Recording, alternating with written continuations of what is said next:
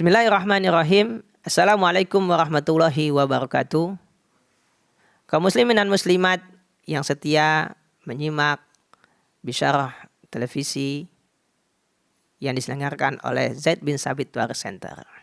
Kita bertemu kembali pada program Motivasi Waris Islam, yaitu motivasi yang ke-25 dengan tema jenis kelamin dalam pewarisan.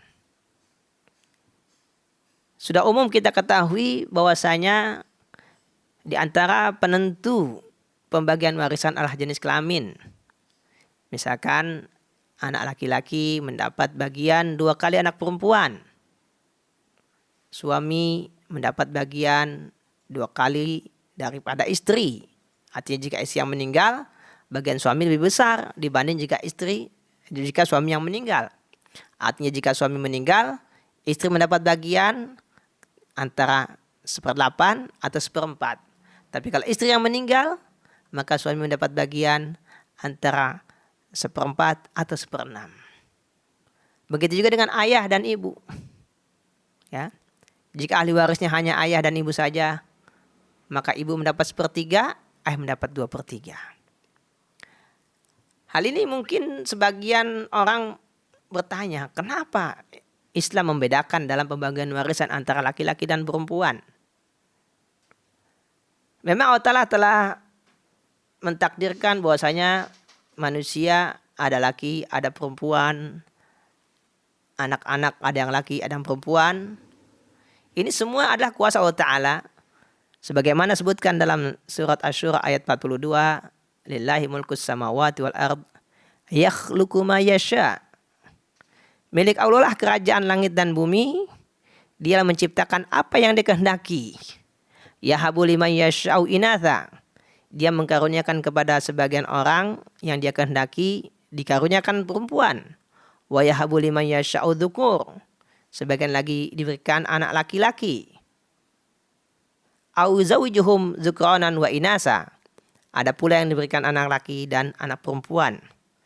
Artinya keturunan laki ataupun perempuan itu semua adalah atas kehendak Allah Subhanahu wa Ta'ala. Bahkan ada pula yang tidak diberikan keturunan. Waj'alu may yasha'u aqima. Dan Allah menjadikan siapa yang dikehendaki, Allah jadikannya aqiman, tidak memiliki keturunan atau mandul. Semua itu adalah salah satu bukti Allah Ta'ala Maha Kuasa dan Maha mengetahui apa yang terbaik untuk hambanya.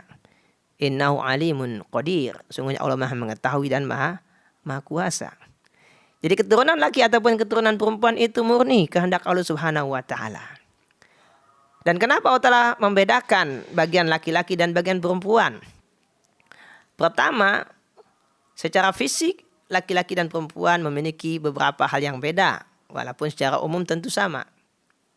Perbedaan fisik, perbedaan psikologis dan semacamnya, ini yang menjadikan tugas laki-laki dan tugas perempuan dalam beberapa hal berbeda.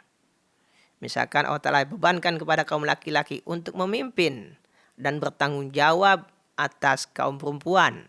Seorang laki-laki bertanggung jawab atas istrinya, bertanggung jawab atas anak-anaknya, bertanggung jawab atas ibunya, bertanggung jawab atas saudari-saudarinya.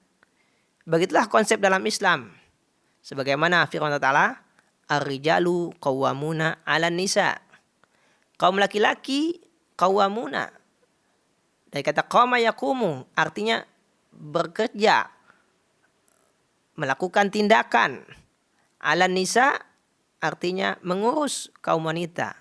Arti ar-rijalu qawwamuna 'alan nisa, ini menunjukkan kaum laki-laki bertanggung jawab kepada perempuan. Nah, dari bentuk tanggung jawab inilah maka sudah sangat wajar jika bagian laki-laki pun Allah lebihkan dibanding dengan bagian perempuan. Karena laki-laki memiliki kewajiban memberikan nafkah, sementara perempuan tidak. Jadi kalau kita umpamakan anak laki, anak perempuan. Anak laki-laki mendapat warisan 2 kali lipat dari anak perempuan. Kemudian sang anak laki ini menikah.